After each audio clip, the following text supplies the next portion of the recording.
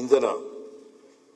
ರಾಜ್ಯದ ಬೆನ್ನೆಲುಬಾಗಿರುವ 21 ಲಕ್ಷ ರೈತರ ಕೃಷಿ ಚಟುವಟಿಕೆಗೆ ಜೀವನಾಡಿಯಾಗಿರುವ 36 ಲಕ್ಷಗಳಷ್ಟು ನೀರಾವರಿ ಪಂಪ್ಸೆಟ್ಗಳಿಗೆ ಉಚಿತ ವಿದ್ಯುತ್ ಸಹಾಯಧನ ಯೋಜನೆಯಡಿ ಕಳೆದ 3 ವರ್ಷಗಳಲ್ಲಿ 48,000 ಕೋಟಿ ರೂಪಾಯಿ ಒದಗಿಸಲಾಗಿರುತ್ತದೆ. ಪ್ರಸಕ್ತ ಸಾಲಿನಲ್ಲಿ 19,290 ಕೋಟಿ ರೂಪಾಯಿಗಳನ್ನು ಒದಗಿಸಲಾಗಿದೆ.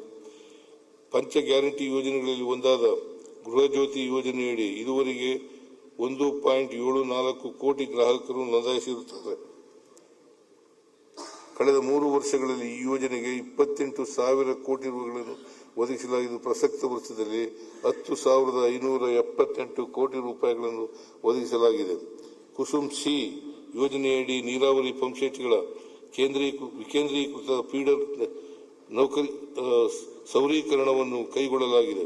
ಪ್ರಸಕ್ತ ಸಾಲಿನಲ್ಲಿ 2,707 ಮೆಗಾವ್ಯಾಟ್ ಸಾಮರ್ಥ್ಯದ ಯೋಜನೆಗಳನ್ನು ಕಾರ್ಯಗತಗೊಳಿಸಲಾಗುವುದು.